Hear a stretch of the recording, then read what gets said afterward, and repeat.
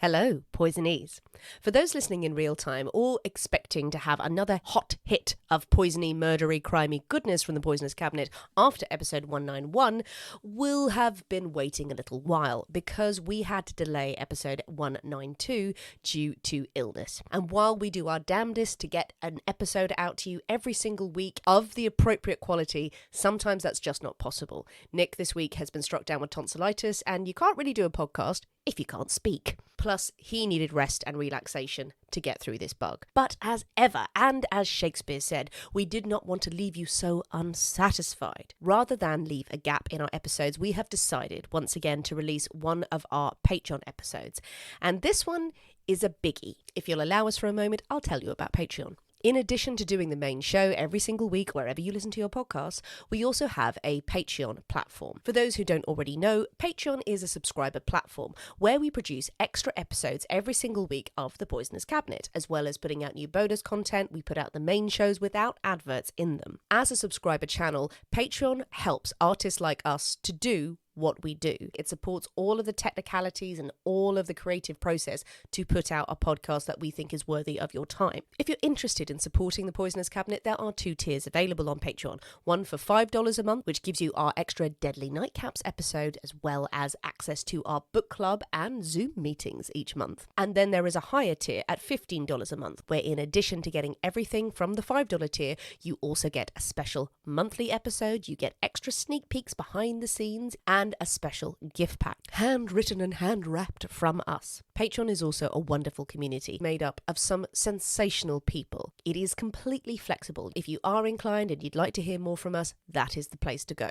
Our Patreon episodes again cover poisoning, murders, and famous crimes and some weird stuff from across the centuries. And we also delve into the darker stuff every now and then. And for this reason, we need to give you a warning.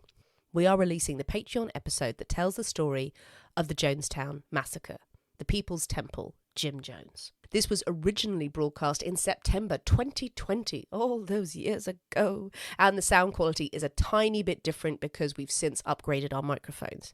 Jonestown is a fascinating story, but it is not one for the faint-hearted. Of all the episodes that we've ever covered on the Poisonous Cabinet, and there have been some sad and dark ones, Jonestown was the one that got to me the most. That's not just me saying that to build up dramatic effect, it is to warn you that this is heavy in places. We always try and take a light-hearted approach, but know what you're getting into. This is a serious, serious story.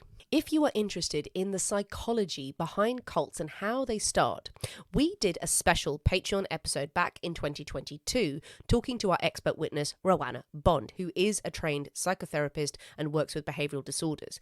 We had a discussion along with a special guest, Emma from Real Life Ghost Stories, looking at what makes a cult a cult. And how do people get involved in it? It's a really fascinating conversation that is available on Patreon. So if you just want to subscribe for this month and listen to that episode and a few more, feel free. We will be back as usual very soon once Nick's tonsils play ball with us. In the meantime, enjoy this episode, take care of yourselves, and keep talking about poison. To warn you as we begin this special report that what you're out to see almost defies description, and some of you may not want to watch it. As soon as these pictures from Jonestown cleared our newsroom, everybody, even a lot of hardened news people, reacted in horror and disbelief. The word on everybody's lips was shades of Auschwitz. These are the first pictures out of Guyana on the incredible orgy of death that took place in the People's Temple agricultural mission at Jonestown. This is picture number 1.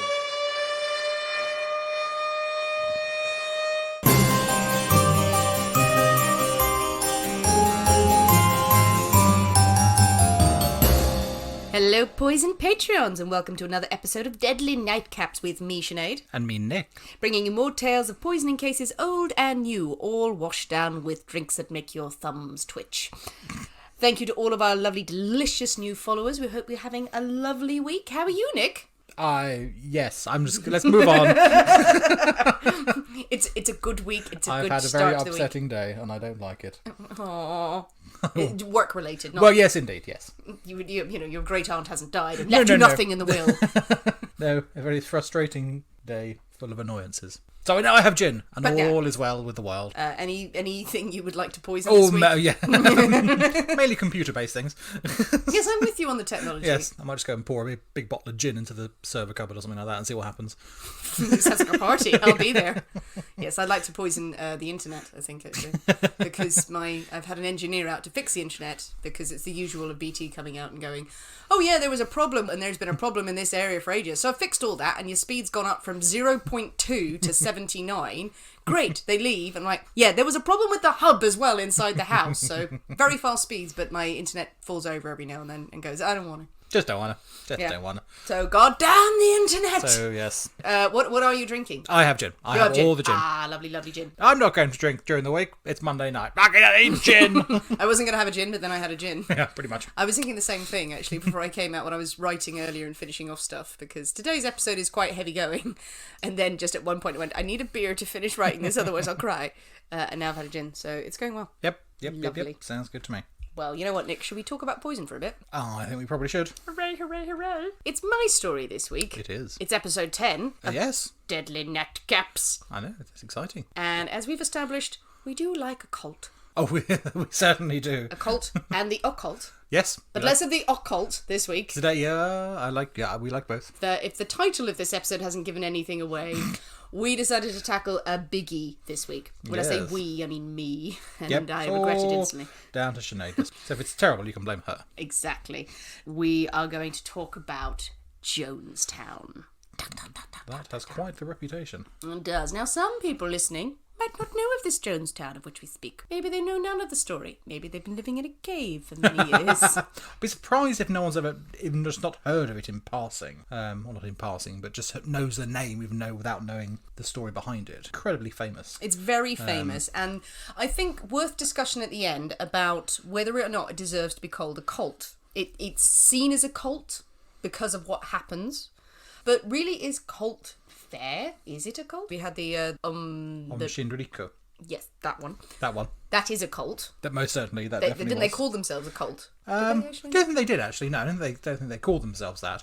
They certainly were. Maybe I think a good one for expert witnesses. Maybe we could discuss this. But I'd like your view at the end of whether or not you think it is a cult. Okay. We only have so long on this show, so I'm going to delve into one of the biggest poisoning cult cases in living memory. This is a huge story. Buy the books, watch the documentaries about it. There is so much to tell about this. There are incredible survivor stories. There are all sorts of rabbit holes you can literally go down with this story. So I'm going to do my best to give it justice. The Road to Jonestown is a very good book by Jeff Guinn, or Guinn, I think that's how it's pronounced.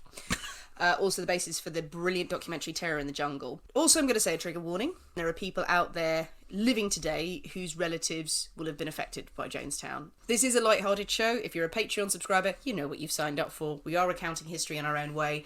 But if you happen to be personally affected, I would say maybe give this one a miss.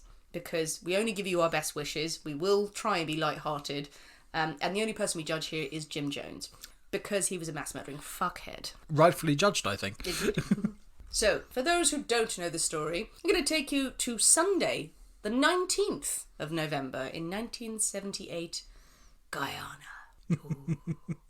5 people lie dead at the Port Kaituma airstrip, and many more lie injured around them. One of the dead is Congressman Leo Ryan from America. The Guyanese authorities know that the group who have been affected just completed a congressional visit to the People's Temple Agricultural Project, known as Jonestown, a settlement of nearly 1,000 Americans living in the middle of the jungle, all members of the People's Temple Church, led by the charismatic Reverend Jim Jones. The survivors at the airstrip explained that the delegation had been attacked by gunmen just before boarding their planes to leave the country, and the attackers have since fled back in the direction of Jonestown. The Guyanese army decide to head to Jonestown. It's a 6-mile trek along a single muddy dirt road. A monsoon occurred the day before. Yeah, it's going to take them a while to get there, one would imagine. It's muddy. It's going to be pretty muddy. It's not pleasant. With the intense heat of the jungle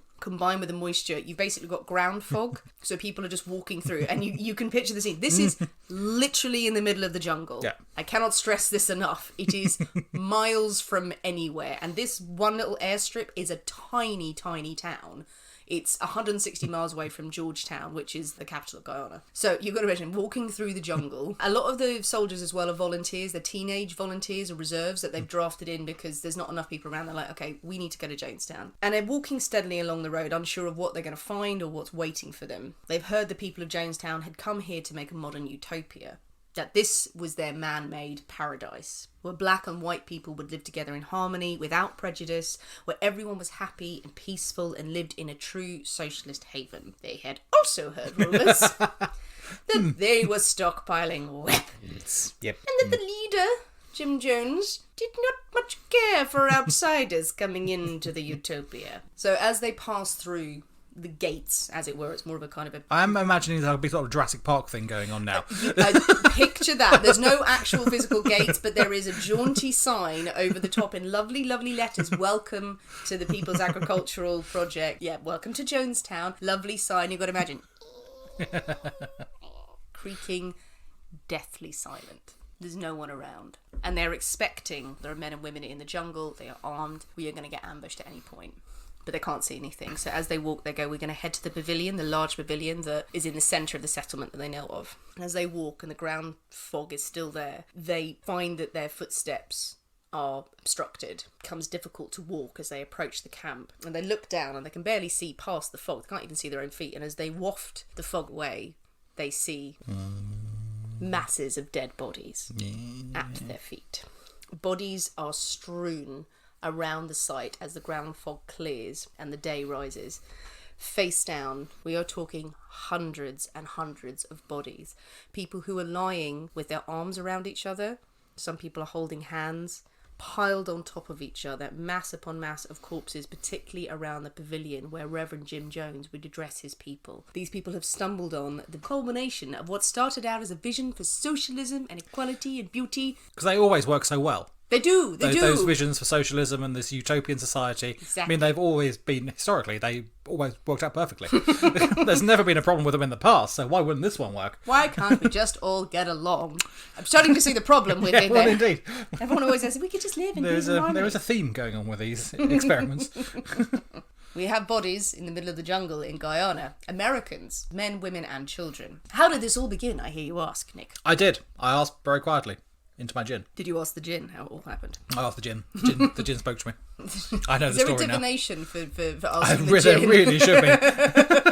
Ask the gin, what happened? It's not Google, though, is it? Botanical-omancy. Junipermancy. Junipermancy. Well, the gin hasn't told you, has it? So shall I just carry on? I think you should. So the principles of the People's Temple, as we said, they started out so well, seemingly. It was at first a Christian movement that sought to champion a new wave of socialism in America. Its founder, Jim Jones, was born in rural Indiana in 1931, and he was known as a weird child. They never start out as like perfectly well adjusted, lovely. They were.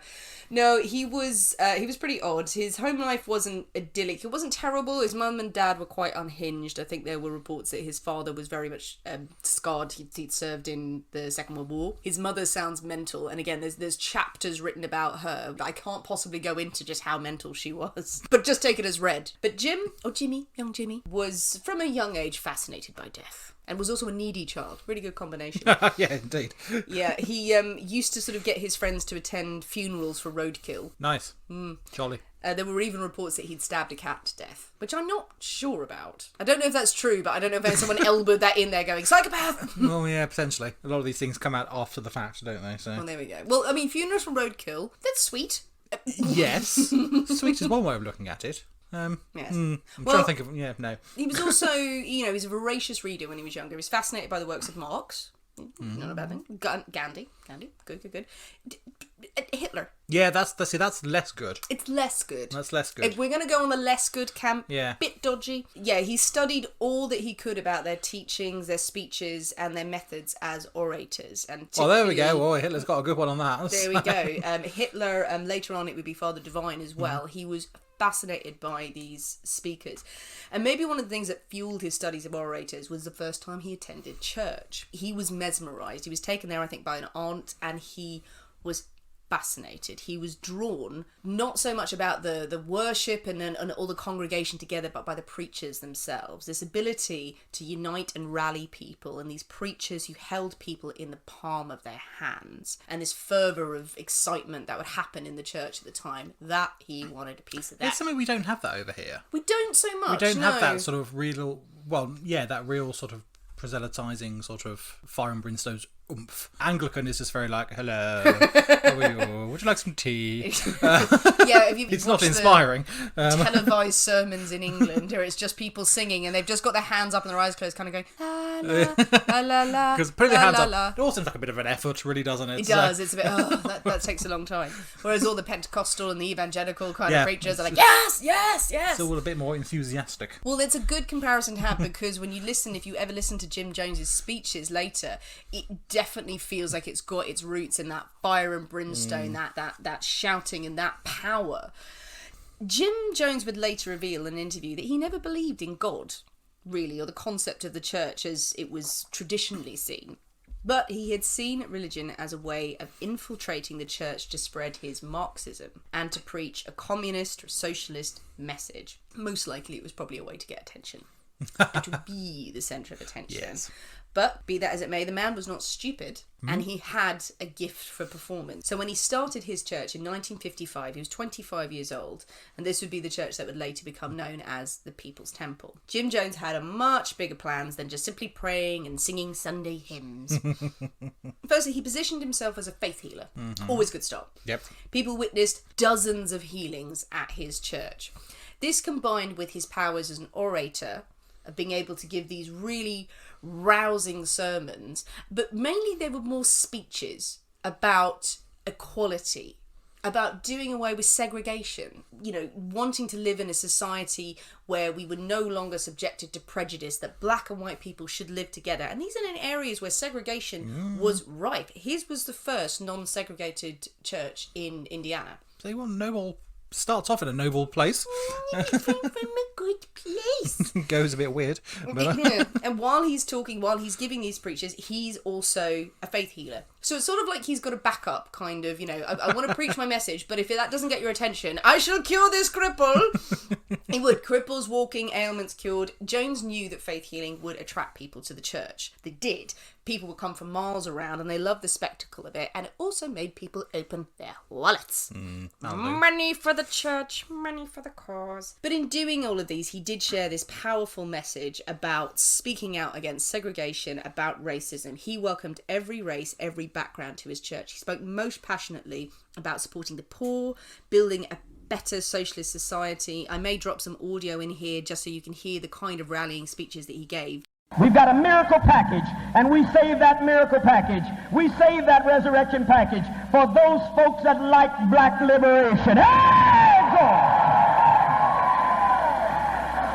Sure, we have no dying here. But I tell you, that's not what's most wonderful. I'm looking over faces that were once dead in their trespasses of the old religions. They were dead under the old doctrines of fear, dead under the old concepts of the furniture of heaven and the temperature of hell. They were dead, and now their mental concepts, their mind has been resurrected. That's the greatest resurrection of all. Their mind has been liberated. Their mind has been set free. They now think, they now know the truth. And the truth. Many people said Jones was up there with Martin Luther King Jr. as a speaker. So that's a curious comparison to make. Because he was speaking out about racial injustice. And he was later on beloved, but he was accepted by the Black Panthers. He was held up as an icon. He was a hero. Until he killed many, many people.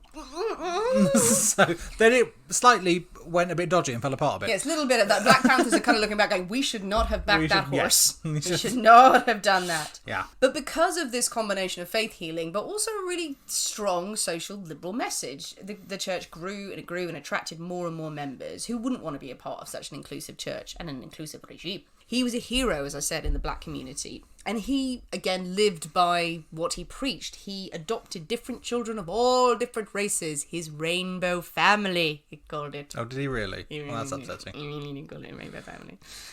Eventually, Jones decided that they needed to expand further than Indiana. They would move to California. Now, California was where it's at. Far more suitable venue for his teachings and to grow his Yes, followers. far more people, far more cash. I really thought you were going to say far more cats. Yes, He still wanted to murder cats. Still a lot of cats going on in California. Mountain lions, yes. But to convince his followers to come with him to California, this is a common thing. Jones can't just leave his followers and then go and start up a faction and hope to get more followers wherever he goes, wherever he expands the church. He needs everyone to come with him. Yeah, well, otherwise they might find someone else shinier to... They've got to come with him. Yeah. They've got to follow him. He has to have his loyal Absolutely. supporters. So he does this by saying that the nuclear Armageddon is coming. Well, that'll do the trick. So we need to move over there and it won't get us. Yeah, because like Indiana is like the target of most of Russia's nuclear weapons at this time. Pretty much, just how this logic got past, I'm sure he's argued it and other people have argued it, but just we'll go to California because that will be further away from where the nuclear weapons Because will that's hit. safe there. Yes, pretty much. Right. Earthquakes. All those big cities in California, no one's going to want to bother with those. No one's going to touch them. Those No rural one's gonna- farms, they're in for it. Oh, they are. They want to get rid of their corn. They're so sick of their yams. Yes, there we are. So basically he goes, we'll go over here and that will get us away from the Armageddon. Come with me, children, come with me. Right. And along they came. They went with him. And he probably had promised an amazing life in California I've and no again in doubt. San Francisco, which was one of their main bases. They can set up, they can have bigger churches, big lights, big city and everything. The church swelled. And people who came to People's Temple felt like they'd come home. Many of the survivors talk about, and they've all come from different backgrounds. You've got people who served in the Vietnam War. You've got black people who had just been subjected to the most awful prejudice their whole life. You had families who had drug addiction in there and they weren't getting help. They were poor. They walk into People's Temple and it's a community. It's jubilant. It's full of love and celebration and power. And yes, we are the righteous ones. And Jim Jones is standing up there preaching to them in the most phenomenal way. It's addictive. Everyone says, Well, yeah. you're selling it. Let's join. Let's live by this. Other things that the People's Temple did set up on the face of it. Campaign companies that enforce segregation. They voted with their voices and their many, many feet. They opened the church to everyone, as I said, regardless of race and background. They set up soup kitchens. They set up programs to help the homeless. They set up drug rehabilitation clinics. They set up care homes for the elderly. And all the time, Jim Jones is still being a healer. He's still there, helping people to get over cancer. Jaw-dropping miracles they were. I'm just waiting for the butt in this story. Well, I think we can envisage where the butt's coming. It sounds very idyllic. It sounds like a delightful place. And you can imagine, we'll bear that in mind, you can imagine how the public, how the press, how the politicians, if you just hear this, you hear hearsay on the street the way I'm telling you, people believe it. And the people in the church, they believed it. They felt that this was happening. This is new, it's shiny. The members of the church start living in communes. They want to have a communal society. They live in communes. They all live in one house, cramped conditions, but they constantly preach the greater good. Everything is for the greater good. Everything is, The greater we good. are the greater good. The greater good. The greater good. But yes, the greater good. Jim Jones says to them, maybe abstain from sex. Put more of your energy into the church. Okay, Yeah. that's fine. And also give up your material goods. Give them up. Well, you live in a commune now. Don't need your own house if you live in here. That's it. He would preach and he would sort of be saying, I don't have a car, I don't have a watch, I don't have anything like that. I give it up because I commit to the socialist ideal. And he would say, if you don't, you're a slave to the man. You're a slave to the man. People start to give up their goods, their fancy clothes. Not that many of them had fancy clothes, but anything they had, and their money goes to the church, and they're all living together, and they're happy because they found a community, and everyone is free thinking, and there's a friendship there. And the People's Temple becomes their only influence. It becomes their family. And that's what Jim Jones wants. This is more family to you than your actual family. Yeah. He didn't like families. Didn't like families in the church. Well, that is also how cults work. Generally. So we're getting quite culty. There we are. The members of People's Temple, if they were in families, the families were sort of broken up. And different people's kids would be given to you to look after. Yes. So you were like, I'm looking after the kids. They're not my kids. They're not my kids, but you have to raise them. Like, my kids are over there. Hello, I'm your daddy. Remember that. Yeah, one big family. And of course, Jim Jones is called father and his wife, Marceline, is called mother. And all the time, while Jim Jones is preaching to them about acceptance, while they're going on these rallies publicly, while they're fundraising and they're building this community that everyone feels is wonderful and forward thinking, he keeps just dropping in the idea it's us versus them. Socialism is God. They don't want it to work for us. They don't want us to work together. They want to keep us down. It is them and us. The law is coming for us at some point. They're going to try and stop us. And again, this is drip-feeded in again and again and again. But of course, there's that but. There it is. But Now it goes horribly wrong. do you think Jim Jones was practicing what he preached? And Oh, Christ, no. Christ, no. He probably had a mansion on the side sort of thing with all these people's money. He didn't have a mansion. He didn't live, as far as I could see, he didn't live in a much more ostentatious house than any of the places that he set up. Maybe it was slightly bigger, but he wasn't ostentatious like that. But, what he did was for show. The Rainbow family, his son would later talk about, 2 of his sons survived the ordeal that would befall them later. His son would talk about that he felt that the Rainbow family, the adopted children and his adopted brothers and sisters were purely for show. Look, I am good. Look how good I am. Church's preachings about the end of the world. He wanted an army of people. He knew how to portray himself in the right light. He didn't just want followers, he wanted fanatics. Jones, while preaching to everyone, you must be celibate, no sex for you. Oh, no. Repeatedly unfaithful. Shagging everyone. Shagging everyone. And in echoes of, not that they're at all linked, but of the Waco massacre, and David Koresh, the female members had sex with Jones, and it was an honour. Oh, it was an honour to have sex with him. Oh, God, yes. Absolutely. And it was part of the conversion, is teaching them to come over to socialism. I think there was a phrase like, I will bring you over to socialism on the end of my dick. Subtle. That's just weird. But yeah, shagging many mistresses. In the church, he had he had his senior officials. Well, of course. One of whom was They absolutely... all had big hats too. Yeah, they all had very big hats. I mean, that was it. They had That's how you tell them bonnets. apart. Well, they were bonnets. They were Sunday bonnets because it was a church. Right. But they created like tunnel vision because they were He was on drugs constantly. On amphetamines. If you hear him talk, you just go, oh, there it is. A lot of the pictures you see of Jim Jones, he's got dark glasses on. Yes. And everyone was like, and he would say that if you look into my eye, he would say to others, I wear the dark glasses because the power of God is so strong in me. Yeah. If you look at me, you will be burned. Right. It was actually just because he was fucked on drugs and he was completely bloodshot eyes and his pupils were the size of the moon. So yeah, as much as he preached of this inclusive church, most of the members of his senior officials... Oh, they were white men. White women. White middle-class women. Yes, he had his honeys. Yes. The healings he performed... Do you think he was a faith healer? I don't think he was. I think he might have been pretending. Are you sure? Well, I don't know. Well, but... he did cure cancer. Did he? Yeah, he would Did he pull the indeed? tumours out of people. Right, yeah. By absolutely. the careful application of chicken livers. Yeah.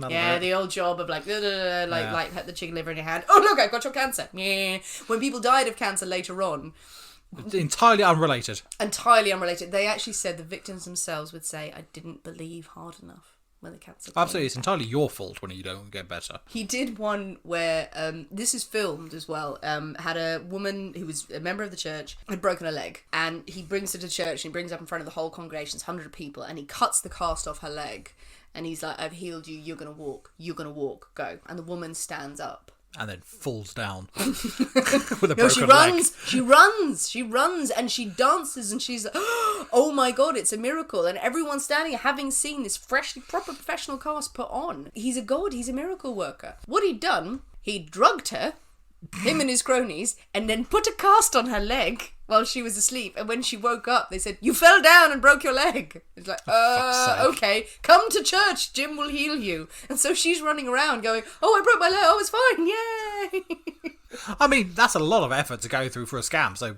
good for them. To heighten this sense, as well as doing the shaman bits for the healings, to heighten the sense that they're after us. The man is coming to get us. They want to stop us.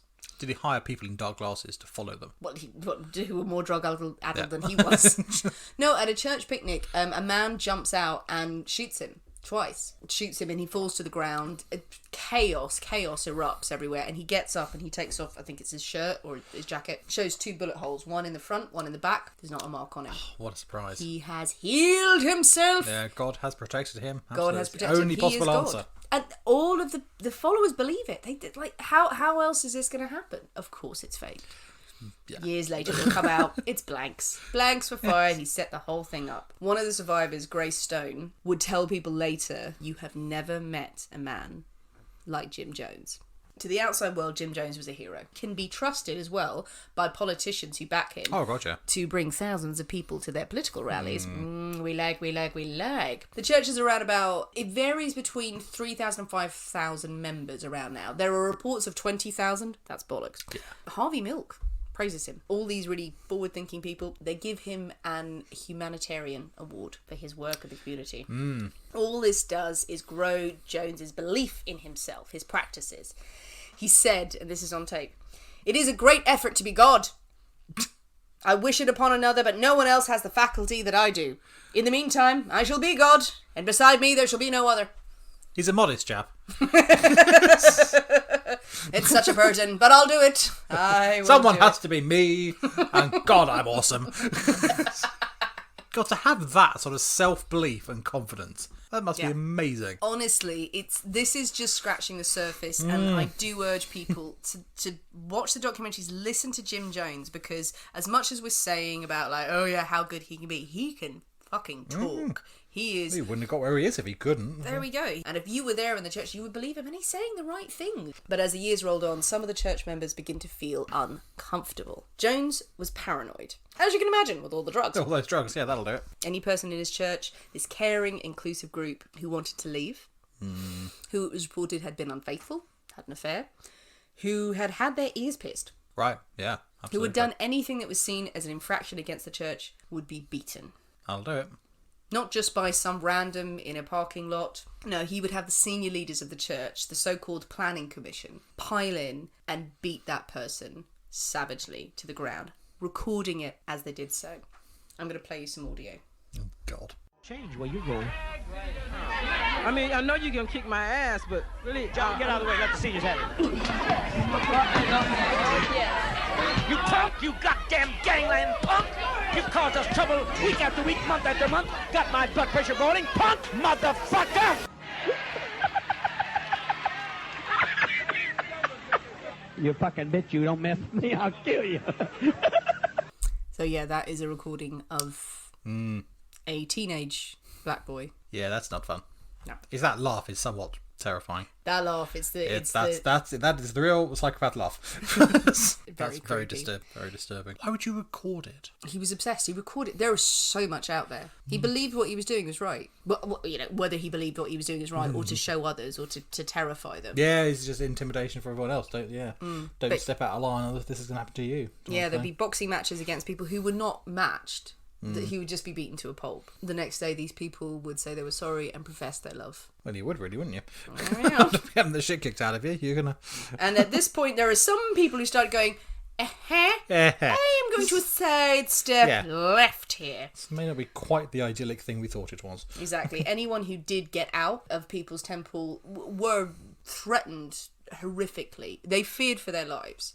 They were told that people would come and get them. They thought they were going to get beaten like that, like literally get the shit out of them. But those who did get out, they were ambassadors, that they were betrayers. Absolutely, traitors. They made up all sorts of stories about them. He would just use more and more controlling methods to stop people leaving. He had people in the church, and this includes some survivors, would sign false statements saying that they had molested their own children, that they were drug addicts or stuff like that. They would get them to sign that, and then the church held them and was like, right, if you leave, blackmail. I'm going to use this against them. It was in San Francisco that the first of the White Nights was held. Do you know what it means?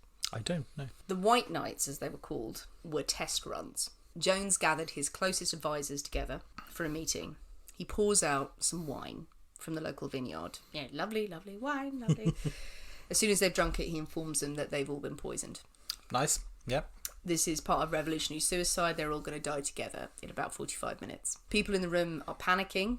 There are some survivors who can still talk about it. They're like saying, I can feel myself dying. I don't know.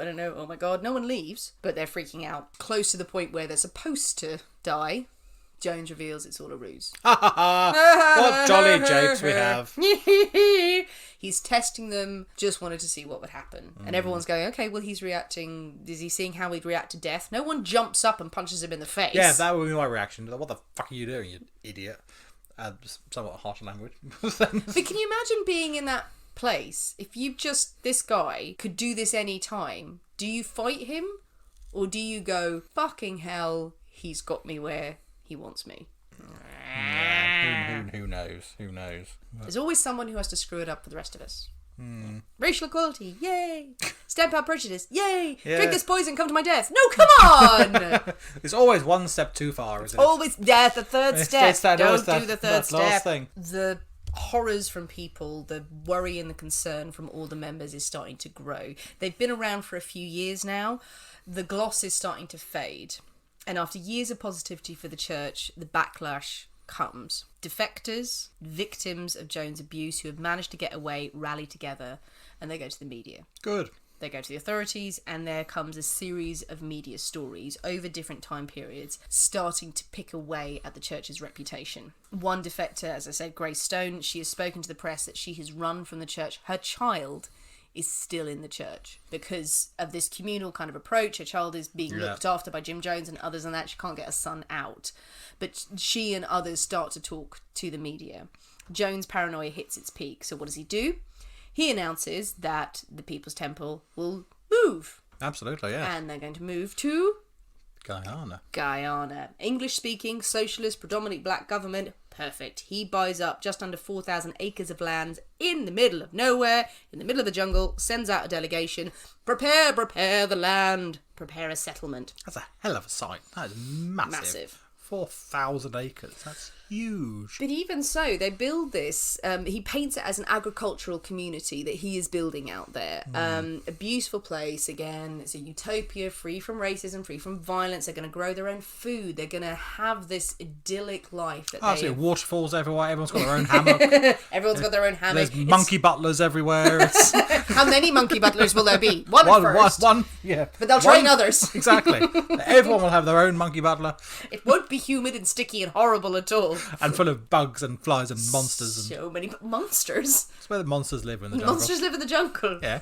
Well, Jim Jones lived there. Oh, how apt. Everyone came up and just saw him and went, fuck that!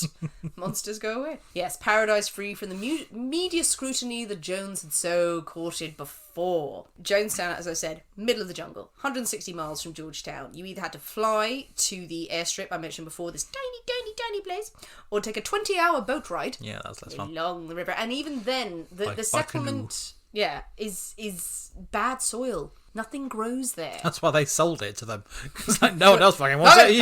Have it. It's actually quite close to the Venezuela border, and I think for Guyana, they're like, if Americans are there, it will stop a military invasion from Venezuela. Oh, right. Well, they don't want Venezuela to come in. So they go, the Americans, you're a human shield.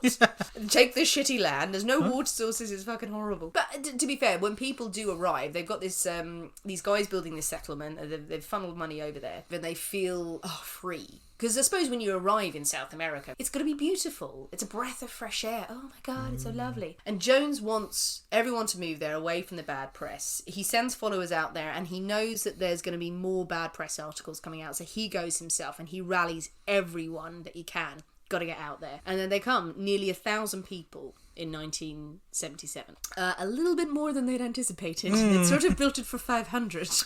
Shit. The price for paradise is that people got in, but you could not necessarily get out. You have to have Jones's permission to leave.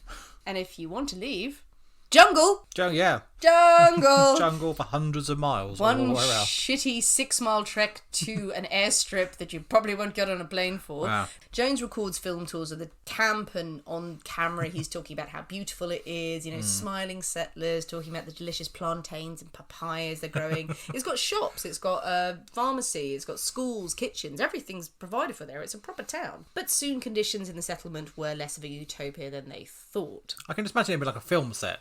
Like all the shops and things are just like fascias for like all the photography and the adverts and stuff like that. Blazing saddles. The towns are fake. And this is nothing behind any of it. Like, don't go into the shop. It's not ready yet. But the bakery, it's lovely. Why do you have a French bakery here? It's all we could get, all right? People go there to work as socialists, and they're trying to live the socialist ideal, which kind of involves working pretty much a 12-hour day, up at 5, someone banging on the cast iron door that you have. Come on, tend to the land, everyone.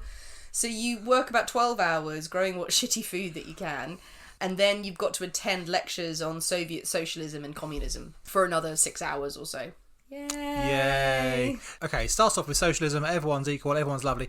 Then you start, if you then go into sort of more Soviet socialism, it's not quite the same thing. That has its own particular skew It's what we call communism, but the bad kind. Exactly, on the philosophy, which is not entirely equal either, because that mainly relies on, do I say, or on end up in a gulag somewhere. Well, you'll be surprised what's coming next. Okay. Yeah, so you can imagine that the settlement is starting to feel a little bit sparse, given there's double the population in there. Everyone's working around the clock, and the Jones on camera is not the same man that the settlers see every day. In Guyana, Jones, who needs an audience, who needs the attention, who needs the adulation and the controversy and the dissension to fight against, a system to rile against, is suddenly alone with his followers. He's surrounded by people who believe him. And if the only system to rail against is your own, then you're screwed. His only enemies are the ones who complained about the camp or went against his decisions. His paranoia and his anger grows and grows. Jones starts dictating what films everyone can watch. He starts putting on a roster of films that are all about communism or all about mind control, like Day of the Jackal is played repeatedly, apparently. Okay. What they can eat, who they can talk to, how they should be mingling. He sits in his chair in the middle of the Grand Pavilion, his chair, and just rails and rants about the liars on the outside, how the man is coming to get them. He reads the news over the intercom system, the tannoy system that is all around the town, putting his own spin on what the news is telling people. The sirens are sounded in the dead of night so he can then make new announcements, which are increasingly slurred and incoherent. Whether he's drunk or just high, he's talking about how people aren't working hard enough and that they're not listening to him. He becomes obsessed with reviewing and monitoring people, overanalyzing every single detail. Control, control, control. Sounds relaxing. Yeah, very, very. People are going, I don't mind working, the socialist thing, I'll tend the land, but please none of the sirens at night. None of the sirens. Don't like it. No. As in the USA, in Jonestown, they had their own system of punishment. People who were seen to be misbehaving, locked in 654 boxes. Children were put down wells. Nice. That's where children belong. There we are. Down the well. Haunted well. People were beaten. There are also reports of rape as well. That Jones also did male rape to assert his control. Yeah. There's also footage as well in the middle of all of this, but of all the people singing this song, like, we're a happy family, yes we are. Yeah. And it's like, it's chilling. It's Yeah. quite It's creepy. singing the exciting song at the point of a gun. But back in the USA, a coalition of relatives of the people of Jonestown, the concerned relatives, they're called, formed, and they are raising their concerns to the media. Our family are out there in Jonestown in Guyana. We don't know what's happening to them. We need help here. And Grace Stone who fled the church in the USA one night, and her son is still in the care of Jim Jones. She files a lawsuit to get her child back for custody, and they issue an order to return the child. So Jones gets wind of this, and he knows that retribution is coming. He launches a new initiative. He starts gathering people around and sounding the alarms, saying they all have to gather at the pavilion. And he starts this screaming rant telling them that the army are coming, that they're going to kill them, and you have to defend Jonestown. The capitalists are coming and they want to destroy everything we're doing. He's not talking anything about there's a child who needs to go back to his mother. No, absolutely. Literally, and I will play the audio of this because it's chilling of how he's screaming and the noises that he's making. I got a hell of a lot of weapons to fight. I got my claws, I got cutlasses, I got guns, I got dynamite. I got a hell of a lot to fight. I'll fight, I'll fight,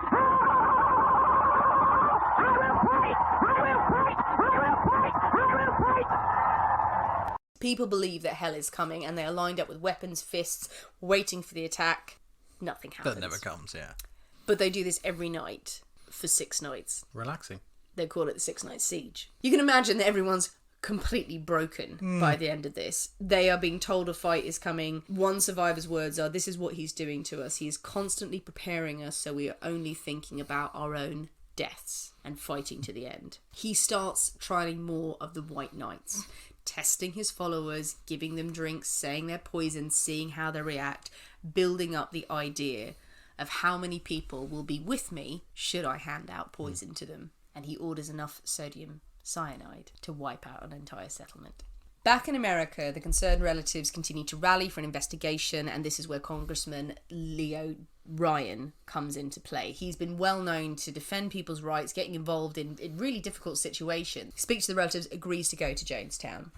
He brings with him some journalists who film the whole thing, and some of the concerned relatives. Not all of them, but just a small handful who want to go and see their family. On landing in Georgetown, he negotiates back and forth. Jim Jones doesn't want to let him in to Jonestown, but eventually he relents. Jones goes round to everyone in Jonestown and says, okay, they're coming. Happy faces, happy families. They rehearse and they're drilled and they're drilled and they're drilled and they're drilled to talk about wonderful, it's so lovely. How delightful it all is. So when they arrive and the NBC cameraman is filming them, people are smiling, going, oh, I love it here. I love it. I never want to leave. I want to stay. This is paradise. It's lovely. Gets a proper press tour with music and singing and dancing, but the atmosphere is tense. In the evening, Ryan, the congressman, addresses the settlers and he addresses the people and he says, you know why I'm here? I'm here to investigate. And he makes a seemingly kind of passing comment saying, whatever the comments are, there are people here who believe that this is the best thing that's ever happened to them in their whole life. The place erupts in an explosion of cheers and applause. It is deafening. It is insane to the point where you can see him on camera. Like, it's not just 30 seconds, it's minutes. And everyone is like, this is not normal. This is, what the hell is going, you know, when it just goes on too long and everyone's uncomfortable and you're like doing that, like, okay, can we stop? Oh God, my hands hurt. Did he turn around and Jones is there with a big applause sign above his head? During this big celebration, one of the survivors, Vernon, manages to pass a note to the cameraman. He's seen doing this. And Ryan, who has gone around and seen everyone in Jonestown and been told, lovely, I love it here, I love it here, he receives a note and it says to the effect, help us get out of here. So Ryan starts to speak to people who have sort of hinted that they would like to leave. And they are saying, we want to come with you. We're scared. They're a tiny, tiny proportion of 1,000 population settlement. But they are saying to him, we need to leave and you have to be careful. Because as soon as they know, this is going to get dangerous. But we want to go with you because he's a state official, they're protected. No one's going to do anything. It's going to be okay. Some people during that visit don't even wait for the congressman. They leave in the middle of the night. They manage to slip past the guards and they trek for miles, like 30 miles or something through the jungle with their families, with babies. One woman said she was walking the whole way and expecting to get a bullet in the back of her head. The next day, the 18th of November, 1978. As Ryan prepares to leave, more people ask to go with him. Families who have been with Jim Jones since the beginning come up to him and said, we want to go. We love you, Jim, and whatever you're doing is fine, but we need to go. We want to see our families. And he's sort of thinly smiling, going, there'll always be a place for you here.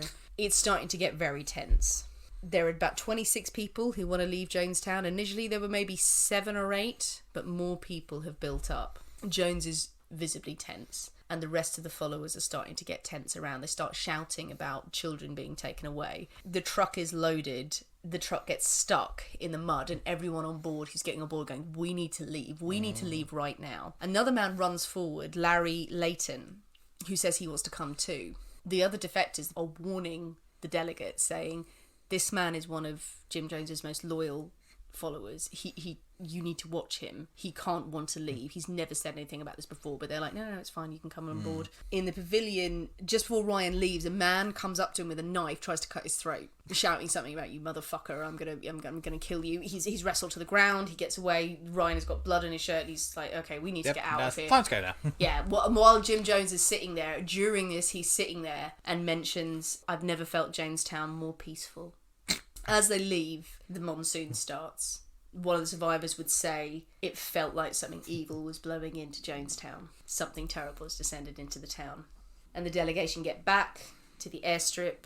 2 planes have been ordered, and they have to have a second one to accommodate so many people who want to leave. But as they wait to board, a tractor arrives from Jonestown. Around 5 or 6 people get out, and they open fire on the delegates. Shotguns, handguns, rifles, everyone is target. Larry Layton, the guy who got onto the truck, he's sitting on the plane with some of the defectors. He turns around and shoots them. He shoots them in the body and the leg. They actually survive. He tries to shoot one person in the head and the gun misfires. They wrestle the gun out of his hand. People run to the jungle. People play dead on the ground. The one target is Congressman Ryan, and he is shot dead. In the end, 5 people are dead. Ryan, members of the media, and one of the defectors, and other people have varying degrees of injuries. And that brings us back to Jonestown. Jones himself knows what's happened. This has been the final act that will justify the means. He knows what must be done. A discussion is heard between him and his senior advisors, words to the effect of, does it work quickly? Does it taste okay? It's then that they decide that they're going to mix the cyanide with grape Flavor-Aid. Very important, not Kool-Aid. Absolutely. Common misconception. Everyone's saying if you drink the Kool-Aid, it wasn't Kool-Aid, it was Flavor-Aid, a knockoff of Kool-Aid. But they bring out this fruit punch and they're going to commit revolutionary suicide. Jones sits in his chair and he records his discussions and the process the whole time on what is known as the death tape. This tape is available for people to listen to, not in good record stores. No. Yeah. I will drop some audio in here as well, but it's quite chilling. I've heard that before, yes. How he's talking. One caveat that I must stress, this is a small excerpt that I've chosen just to give you a frame of mind of what Jim Jones was talking about. It is eerie. It's quite short. So my opinion is that we be kind to children and be kind to seniors and take the portion like they used to take in ancient Greece and step over quietly, because we are not committing suicide. It's a revolutionary act. I want to see you go, though. They can take me and do with me whatever they want to do. I want to see you go. I don't want to see you go through this hell no more. No more, no more, no more. While the death tapes are available to listen to, I really would exercise caution before going and listening to those in any depth. People believe Jim Jones.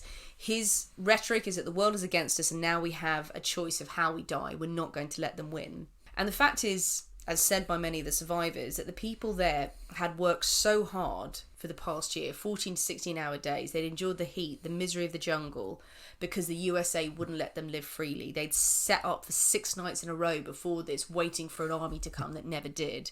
They're just tired. They're not jubilant or righteous. They are exhausted and they're broken.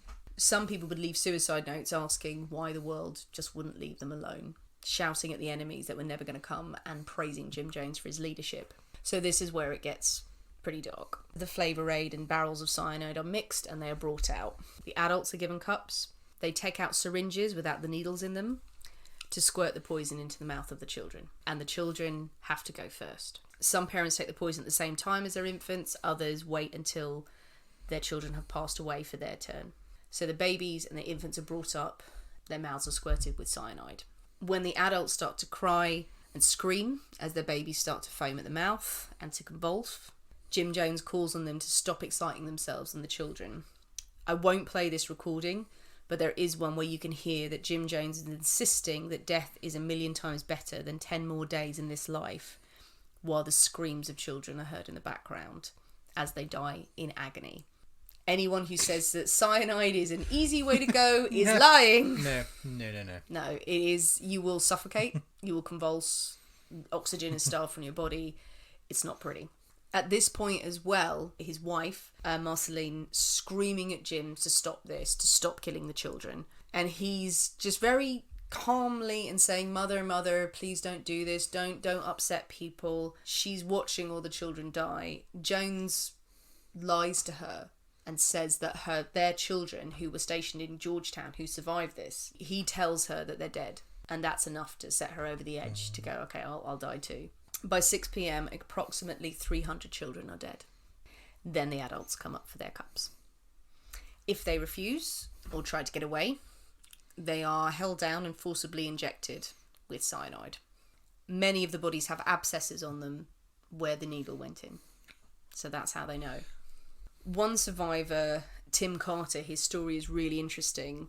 He survives because he was tasked by the senior members. He was given suitcases of money and said, you need to leave the camp and bring this to the Russians, to Russian communists. You just need to take this to random fucking places, take all the money and donate to them, but you walk out. And he comes back from being given this task and he sees what's happened. And he sees his wife and son dying. They die in his arms. And he would say later, I heard people screaming. People were screaming in pain, in fear, in death. There was nothing joyous going on. No grand hallelujah for Jim Jones.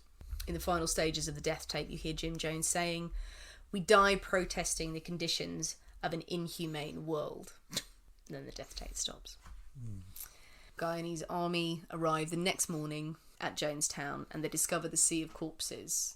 Horrifically, some are already rotting because of the conditions. The heat. Yeah, and they're piled on top of each other. They miscount at first the number of people who have died because they don't realise there's just so many people there. And Jim Jones is found in front of his chair, bloated corpse, died, gunshot wound to the head. Oh yeah, he's not doing any of that poison malarkey. Yep. Self-inflicted, didn't take the poison himself. See how 900 people have suffered. That's quite unpleasant. I won't be doing that. In the end, it's concluded that 910 people died at Jonestown itself. The final death count of this massacre is 918, including the 5 deaths at an airstrip, and also an incident that happened with Jim Jones's sons in Georgetown. There was one of the true believers who was with them while the sons were actually going. They got a CB radio call from Jones in code saying this is happening, and they try to stop it or try to get to the US Embassy to say we need to get out to Jonestown. The embassy was closed that day because it was Saturday and they wouldn't open up. But they had a true believer amongst them. I think her name was Sharon Amos, and she killed herself and her children and slit their throats. It's called a mass suicide at the time. Since been renamed for what it is. Yeah. Mass murder. Definitely. People were forced to drink the flavour aid. You could either be shot, forcibly injected, or stand there and watch your child die and then drink it yourself. So I don't think there's much choice. Yes, not a huge amount of choice in that one. No, indeed not. Those who got out would later talk about they had intended to return with help. They just wanted to get help and come back and get the rest of their family. But they had no idea what was going to happen. They didn't know what Jim Jones was going to do. They were labelled, the survivors, as cultists. They were accused of being hitmen, of instigators, of murderers, that they must have known what was going on. But they would spend the rest of their lives haunted by visions of Jim Jones himself, thinking they saw him at every corner, and the memory of how they had just been misled by a monster and suffered immeasurably for the rest of their lives, including hearing all the Kool-Aid jokes that were to come. Yeah. A monument to the victims was erected in Oakland, in California, and that was where 400 of the bodies who were unidentified, and that includes the vast majority of the children, that's where they're interred. Jonestown itself was abandoned by the Guyanese government.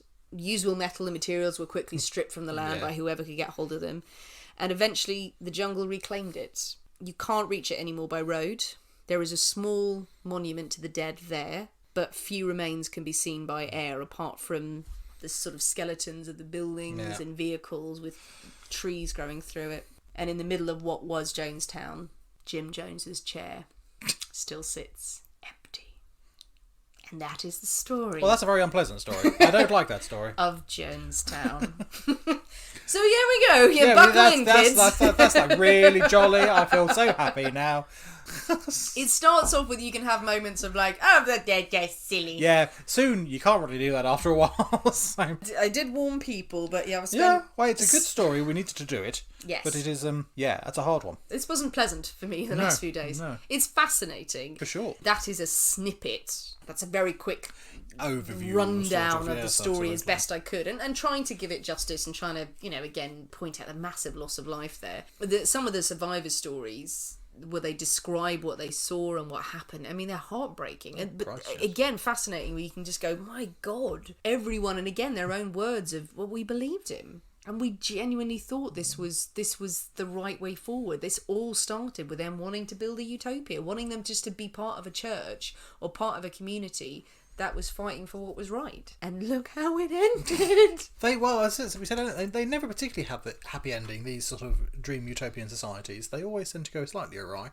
Run by a megalomaniac. Yeah, because they're generally always run by insane people. It's a good idea. in principle, that seems delightful. I think far more at the time. He was a celebrity. Oh, God, yeah, absolutely. Totally held up as the most progressive free thinker around, and just was a complete megalomaniac, interested in his way or the highway. With cults, because when we did the Shinriko, the Japanese one with Shoko Oshara. But yeah, at the beginning, he was doing radio interviews. He was a celebrity. He was doing radio interviews. He was lecturing at universities and stuff like that.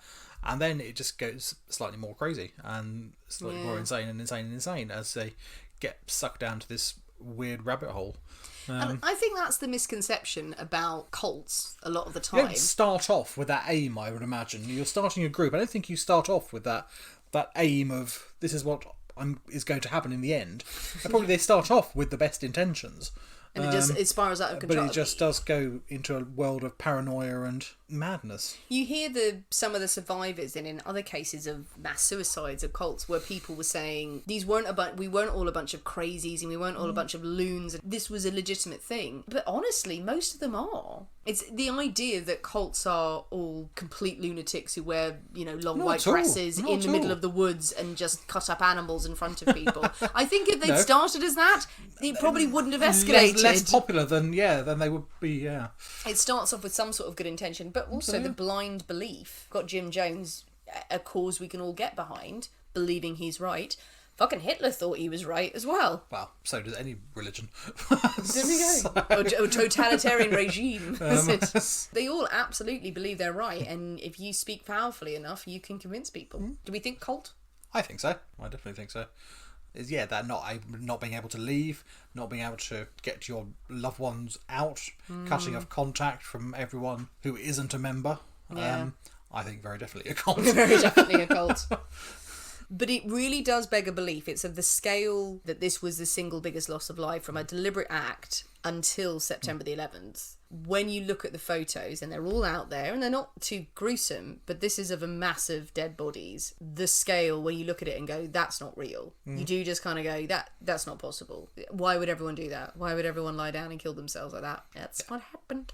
Well, I don't think they did lie down and kill themselves. I don't think they did do that. Some people did. Some people did it willingly because they were I think brainwashed. Probably a small percentage. I think there was... To be fair, I think that there was a small number who were forcibly injected. Everyone else drank the flavour aid. That may have been man with a gun over there and a crossbow. They had crossbows. Oh, crossbows. Yes, okay. they literally had crossbows as well. Yeah, so it was crossbow death or nice flavoured, grapey, drinky death. Oh, God, that was worse. Please kill me with a gun. And people just lined up and did what they had to do. No. And then Jones fucking shot himself. He's a twat. Here we are. Well, that's the story of Jonestown. Well, wasn't that jolly? We had to do a big story. Hopefully that hasn't depressed you too much. But, you might want to discuss it because it is very close to home, this one. Honestly, various gods love you if you have been affected by this. Because there's, statistically, someone probably has. I don't know. Well, that's the scary thing about all the Patreon ones that we do. Generally, they are modern, so they are very close to home. And we'll remember them, and a lot of people will remember the various anniversaries and when it actually happened. Yeah.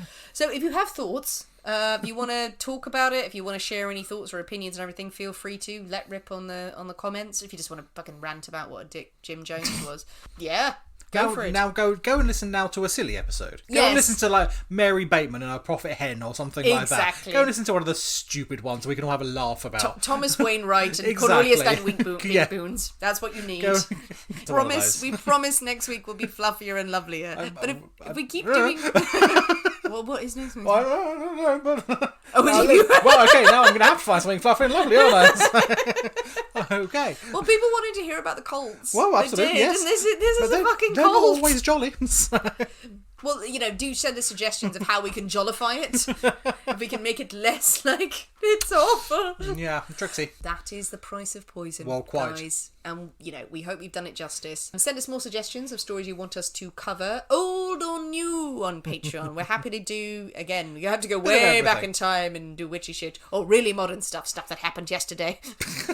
Not the Russians. Please don't let the Russians get us. Unless you can find a secret way that we can do the Russians, disguised like if it was the Australians. Right, yeah, we'll change all the names. We'll change all the... Australians won't mind. Australian fans are great. Tell your friends, guys. Yeah, tune in this week for... Friday's episode will be fun. The main episode, I promise. Because it's my episode on Friday as well. I've got double episode this week. Gave you a break this week. You did. It is going to be funny. You can stop rocking back and forth and crying. Not until Friday, though. Do get a copy of The Road to Jonestown. It's a brilliant book, a really good account. Otherwise, we will see you on Friday, guys. We will see you next week for more Patreon stories. So in the meantime, keep drinking.